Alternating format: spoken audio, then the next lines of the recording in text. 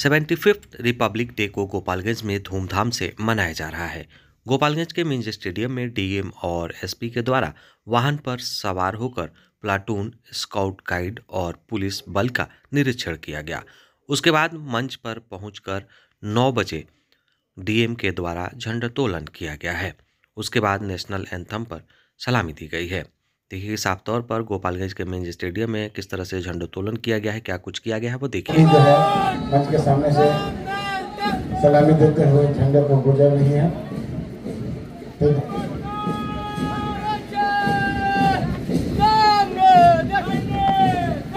हमारे इसका नेतृत्व कर रहे हैं। सलामी देते हुए राष्ट्रीय झंडे को ये मंच के सामने से टुकड़ी गुजर रही है। अगली टुकड़ी एनसीसी डीएवी हाई स्कूल के बच्चों की है। वीओ आदित्य राज तिवारी इसका नेतृत्व कर रहे हैं। इस दौरान डीएम ने गोपालगंज एसपी को भी प्रशस्ति पत्र दिया। वहीं निर्वाचन पदाधिकारी को भी डीएम और एसपी के द्वारा प्रशस्ति पत्र दिया गया है और सदर एसडीपीओ प्रांजल को भी डीएम और एसपी ने प्रशस्ति पत्र दिया है। वहीं ट्रेनी डीएसपी साक्षी राय को भी डीएम और एसपी के द्वारा प्रशस्ति पत्र से सम्मानित किया गया है। उसके बाद झांकियां निकाली गई। महिला हेल्पलाइन की तरफ से बाल विवाह से कैसे बचें उसके लिए झांकियां निकाली गई है। आप देखिए साफ तौर पर यह गोपालगंज का मिंज स्टेडियम है और यहाँ पर डीएमएसपी के समक्ष यह झांकी निकाली गई है ताकि लोगों को जागरूक किया जा सके और लोग बाल विवाह न करें, सही उम्र सीमा पर ही विवाह करें, अन्यथा क्या उसका परिणाम होता है वो दिखाया गया है। वहीं सड़क सुरक्षा को लेकर भी जागरूकता अभियान निकाला गया है कि सड़क सुरक्षा के लिए आप जागरूक रहें, हमेशा हेलमेट लगाएं और सीट बेल्ट लगाकर चलें, आपकी सुरक्षा रहेगी। इसी बीच जिला पंचायत शाखा गोपालगंज की तरफ से भी झांकी निकाली गई कि पंचायत शाखा में कौन कौन से कार्य जो है वो हुए हैं और पंचायत के माध्यम से क्या क्या कुछ कराया जा सकता है। जल जीवन हरियाली को लेकर भी किस तरह से कार्य होते हैं वो भी इसमें प्रदर्शन किया गया है।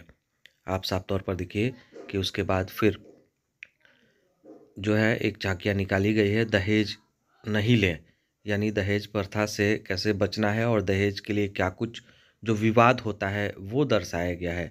आप देखिए कि झांकी के माध्यम से किस तरह से जीविका के द्वारा किस तरह से बिहार के मुख्यमंत्री नीतीश कुमार ने महिलाओं को जो रोजगार दिया जीविका के माध्यम से, उनके द्वारा भी एक देखिए किस तरह से जागरूकता निकाला गया है।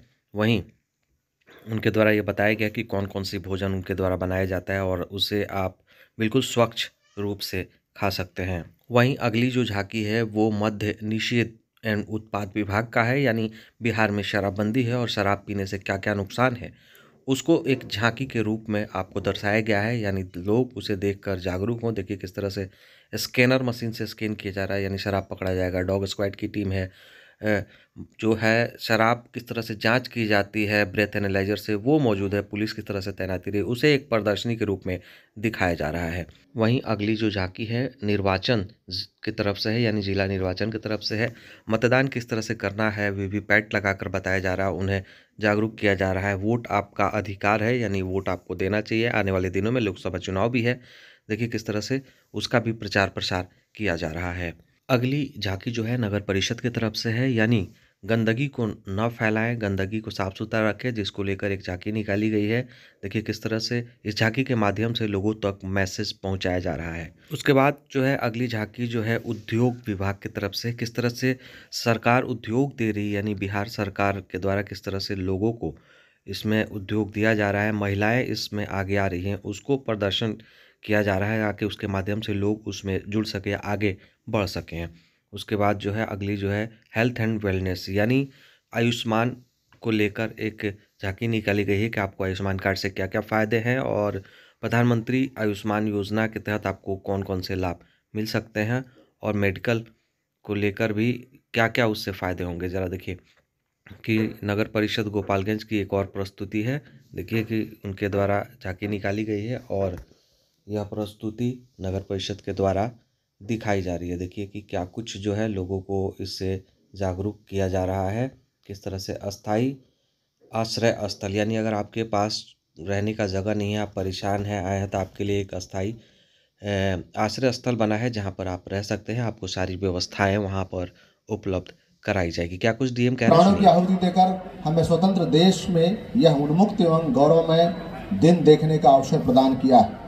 देश के महापुरुषों महात्मा गांधी, बाल गंगाधर तिलक, सुभाष चंद्र बोस, गोपाल कृष्ण गोखले, खुदीराम बोस, चंद्रशेखर आजाद, डॉक्टर राजेंद्र प्रसाद, पंडित जवाहरलाल नेहरू, भीमराव अम्बेडकर, मौलाना अबुल कलाम आजाद जैसे वीर सपूतों के सम्मिलित प्रयासों के परिणाम स्वरूप हमें 15 अगस्त सन 1947 ईस्वी को आज़ादी मिली एवं उन महानायकों के अथक प्रयास एवं दूरदर्शिता के द्वारा 26 जनवरी 1950 को गौरवशाली संविधान लागू हुआ, जो हम सबको न्याय, स्वतंत्रता एवं समानता का अवसर प्रदान करता है। हमारे लिए हर्ष एवं गर्व का विषय है कि गोपालगंज जिला में विगत वर्षों में चहुमुखी विकास हुआ है, जिससे समाज के प्रत्येक वर्ग और तबके को आगे बढ़ने का एक समान अवसर मिल रहा है। इस जिला ने प्रगति के पथ पर कई उपलब्धियां हासिल की हैं। विकास की ओर अग्रसर होने के साथ साथ विगत महीनों में हमारे सामने कई चुनौतियां भी आई हैं, जिसका प्रशासन एवं जनता के सहयोग से सामना किया गया है एवं हम लोग बेहतर करने का प्रयास कर रहे हैं। कृषि विभाग के बारे में मैं अवगत करा दूं कि प्रधानमंत्री किसान सम्मान निधि योजना के तहत 2,43,414 किसानों को लाभान्वित किया जा रहा है। मुख्यमंत्री तीव्र बीज विस्तार योजना अंतर्गत 90% अनुदान पर किसानों को बीज उपलब्ध कराया गया है। इस वर्ष कृषि यांत्रिकीकरण योजना के तहत यंत्र क्रय करने हेतु अब तक 289 किसानों को 75,20,000 से अधिक रुपये की अनुदान राशि का वितरण किया गया है। सहकारिता विभाग के द्वारा वर्ष 2023-24 में किसानों से धान अधि प्राप्ति के तहत अभी तक कुल 2,000 से अधिक किसानों से धान अधि प्राप्ति किया गया है एवं 31 करोड़ 53 लाख रुपए की राशि का भुगतान किया गया है। बाल विकास ICDS के तहत समाज कल्याण विभाग के अंतर्गत समेकित बाल विकास सेवाओं के माध्यम से 6 वर्ष तक के बच्चों, गर्भवती महिलाओं के स्वास्थ्य, पोषण एवं शैक्षणिक सेवाओं को एकीकृत करते हुए एकीकृत किया गया है। मुख्यमंत्री कन्या उत्थान योजना के लाइक, शेयर, सब्सक्राइब जरूर करें। धन्यवाद।